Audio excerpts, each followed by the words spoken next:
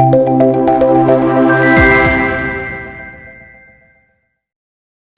కళాకారుడి జీవితము ఓ కాగితం పువ్వు, అది వాడిపోదు, వాసన రాదు.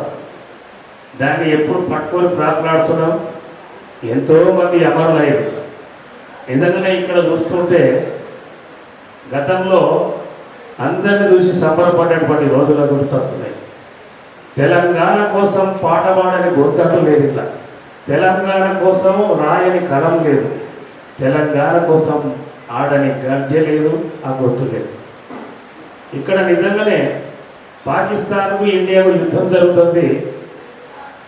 అక్కడి నుంచి ఒక లష్కర తోయిబులను కూడా నచ్చి ఒక బాంబు ఎత్తే ఈ తెలంగాణలో మళ్ళీ ఈ ఉధృతం ఉద్యమం అనేది ఉండకుండా పోతుంది. ఎందుకంటే అందరు ఇక్కడే ఉన్నారు.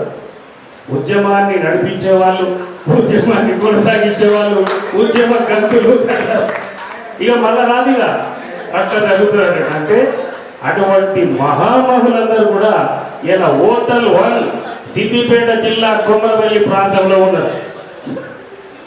ఇది నిర్వాహకులు ముందుగా తలపెట్టినందుకు వారికి కళాభివందనాలు తెలియజేసుకుంటూ, నా పేరు కళాంజలి రాజేష్.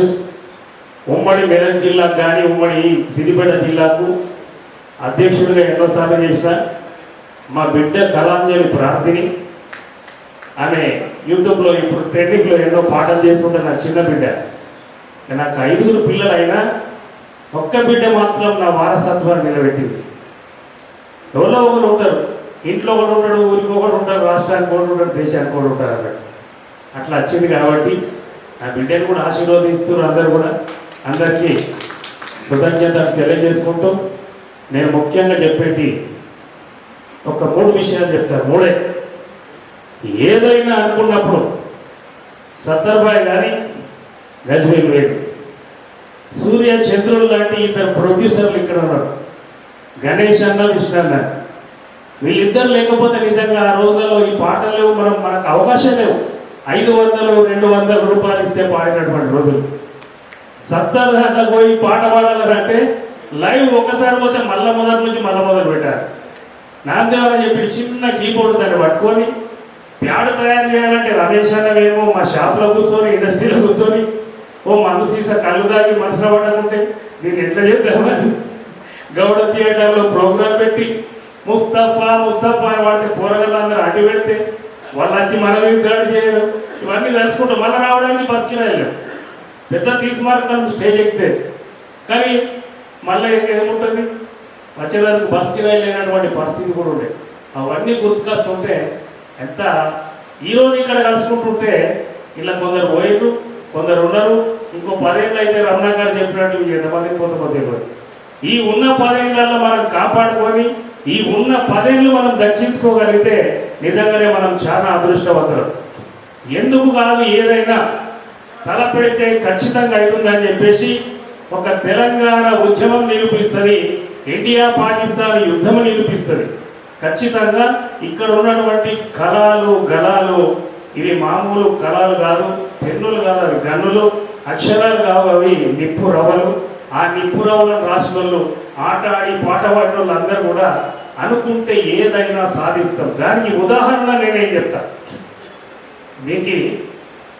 భగవంతుడు శ్రీకృష్ణుడు బైబిల్లో కానీ ఖురాన్లో కానీ అలా చెప్పాడు, కళాకారుడు ఒక స్థితప్రజ్ఞుడని. 20 ఏళ్ళు 30 ఏళ్ళు అయినా మళ్ళీ ప్రాకులాడుకుంటూ వచ్చినట్టు ఉన్నారు. ఏదో చేయాలి, లేకపోతే మామూలుగా అయితే ఎవరు రాకపోదురు. పెళ్ళైనా కూడా ఇంతమంది రారు. అదే మన కళయిక ఇది, మనం కలుస్తున్నమాట, మన వాళ్ళు వస్తున్నారట. ఇదేదో మనం చెప్పుకుందామని ఈరోజు ఇంట్లో పిల్లలు నా బిడ్డ షూటింగ్ పోవాలి, అయినా నాకు అవసరం లేదు, మా వాళ్ళని కలుసుకోవడానికి వెళ్తాను, గతంలో ఆ గత స్మృతులని గుర్తు చేసుకోవడానికి వెళ్తాను అని చెప్పేసి ఇక్కడ వచ్చిన. ఎంత స్థితప్రజ్ఞ అంటే కళ అని యాడికి వస్తేనే అన్ని మర్చిపోతాం మనం. వాడు ఏడుపున్నా దుఃఖమున్నా అన్ని చేసుకొని మళ్ళీ ఇంటారు.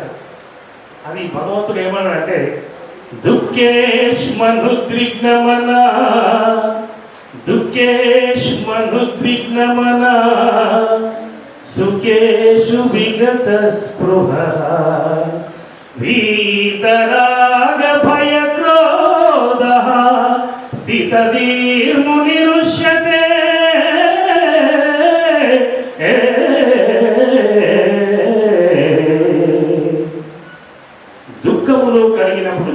చెందని వాడు, సుఖములు కలిగినప్పుడు స్పృహ లేని వాడు, రాగము భయము క్రోధము పోయిన వాడే స్థితప్రజ్ఞుడు. ఆ స్థితప్రజ్ఞుడే ఈ కళాకారుడు అని చెప్పబడుతుంది. ఖచ్చితంగా అది ముచ్చట్లేదు.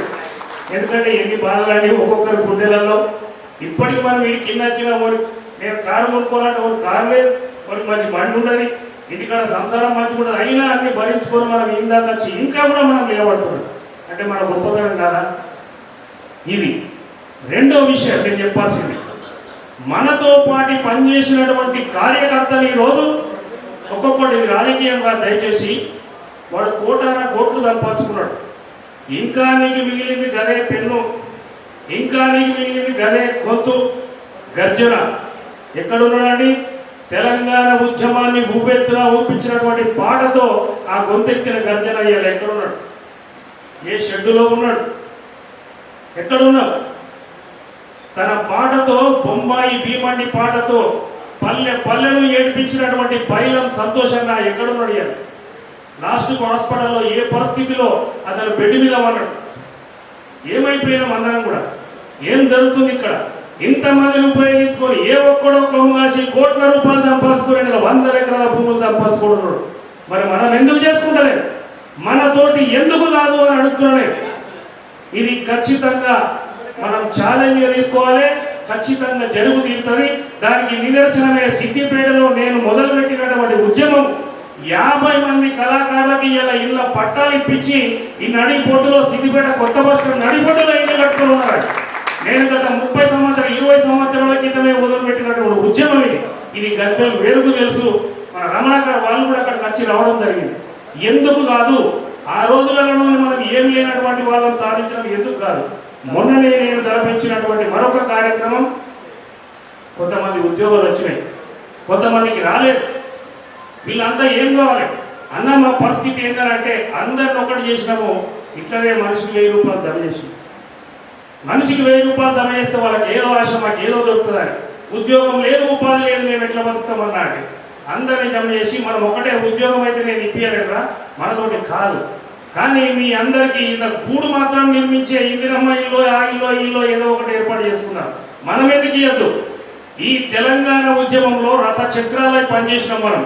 ఒక బండి చక్రము వడ్లైనా చెప్తే ఆ బండి చక్రాన్ని తీసుకుపోయి 3 జాగాలు లేదు.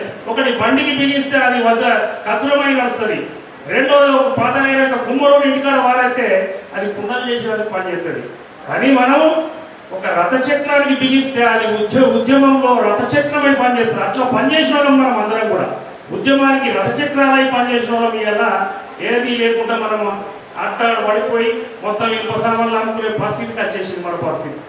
కాబట్టి మొన్ననే నేను తలపెట్టినటువంటి కార్యక్రమంలో ప్రభుత్వం నుంచి ఒక 5 ఎకరాల భూమిని సిద్దిపేటలో శాంక్షన్ చేయించుకుంటున్నాం. దాని జీవో తీసుకొచ్చినాం, సర్వే నంబర్లు తెచ్చినాము. మనిషికి 1000 రూపాయలు మాత్రమే జమ చేయడం జరిగింది.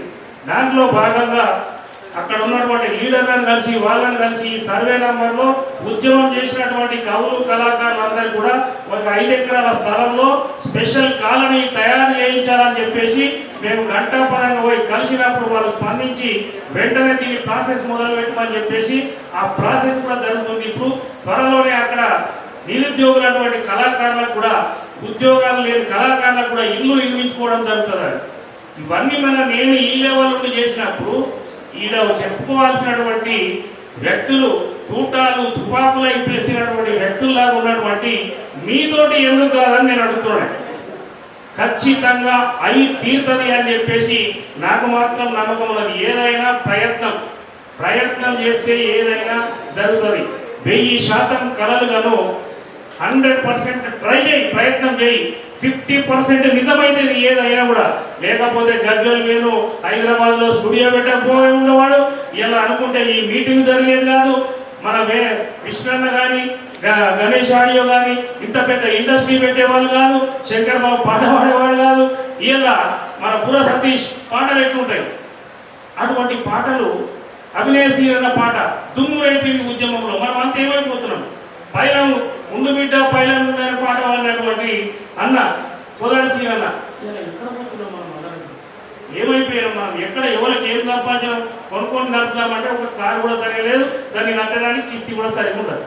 ఈ పరిస్థితిలో మనం ఉన్నాం కాబట్టి ఖచ్చితంగా మనం అనుకున్నది సాధించుకోవాలంటే ఈ ఐక్యత ఇలాగే కొనసాగాలి. దేవుడు లేని జాతర లెక్క ఇది ఉండకూడదు. దేవుడు లేని జాతర అయితే ఇట్లే వస్తాం, దావా చేసుకొని సబ్జెక్ట్ వెళ్ళిపోతాం.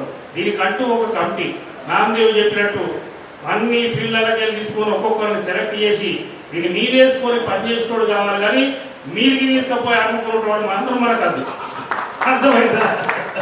దీన్ని బిజినెస్ చేసుకోడు, దీన్ని వాడు రాజకీయం చేసుకున్నటోడు, ఇంకేదంతో ఉపయోగించుకున్నటోడు మాత్రం వెంటనే తీవ్రంగా ఖండించి పక్కకు పెట్టేసి పనిచేసే వాడికి బాధ్యతలు అప్పచెప్పి నెలకొకసారి కలుసుకుంటే మరీ సంతోషము, లేదంటే ఒక 2-3 నెలలకోసారి, లేదంటే 6 నెలలు, లేదంటే ఏడాది. కానీ మళ్ళీ ఈ రోజు ఈ 26వ తారీఖు ఏప్రిల్ 5 ఈ మేలో మళ్ళీ నెక్స్ట్ మే వరకు మనం అనుకున్నటువంటి ఏదో ఒక ప్రయోజనంలో కానీ హైదరాబాద్ లో ఎవడబ్బ సొమ్మండి ఎవడెవడో ఎన్నో కోట్ల రూపాయల జాగాలు తీసుకుపోతుండు. తెలంగాణ ఫోక్ ఇండస్ట్రీ అని పెట్టుకున్నాం. తెలంగాణ ఫోక్ ఇండస్ట్రీ కూడా జాగా ఇస్తుంది. 5 ఎకరాలకి తీసుకుపోతుంది. మనిషికి 250 గజాల జాగా ప్రభుత్వం కూడా గుర్తించి జీవో ఇచ్చింది. 250 గజాల చొప్పున జయరాధనకు, అంత్యశ్రీకి, వీళ్ళందరికీ ఇచ్చింది. మనం కదా మరి వాళ్ళ పెద్దోళ్ళే, మనం గౌరవించాలి. కానీ మనం కూడా ఇవ్వాలి. మనం కింద ఉన్నాం, నువ్వుకుంటే అంతే కదా పోయింది బండి, అంతే కదా. ఎన్ని చేసినాం మనకు రావాలి కదా. మన హక్కుల కోసం బాబాసాహెబ్ అంబేద్కర్ చెప్పినట్టు హక్కులు అడుక్కుంటే రావు, గుంజుకుంటేనే వస్తాయి, అడిగితేనే వస్తాయి. ఖచ్చితంగా మనం అందరం కూడా ఒక్కటి కావాలి. ఒక్కటై ఈ నినాదంతో ముందుకు పోతే ఖచ్చితంగా మనం అనుకున్నది సాధించుకుంటామని ఈ సభాముఖంగా మీ అందరికి కూడా తెలియజేస్తూ మీ అందరి దగ్గర సెలవు తీసుకుంటూ అందరికీ ఒక్కసారి గట్టిగా వర్ధిల్లాలి కళాకారుల ఐక్యత. ఎంత చేయలేదు ఇప్పుడే తక్కువ తర్వాత ఏమెత్తారు. వర్ధిల్లాలి కళాకారుల ఐక్యత, వర్ధిల్లాలి కళల ఐక్యత, వర్ధిల్లాలి కళల ఐక్యత, వర్ధిల్లాలి రితంప్రాల ఐక్యత. Thank you very much.